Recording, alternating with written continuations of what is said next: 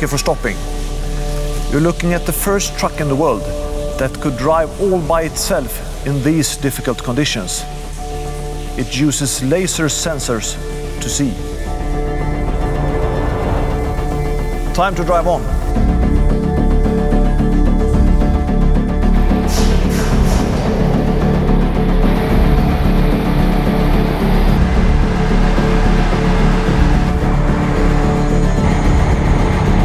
It's still a concept truck, but we are already testing it in real operation.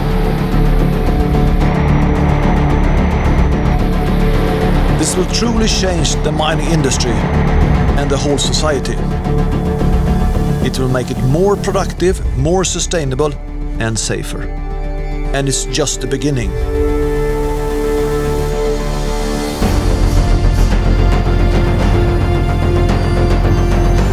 All industries will be influenced in the future.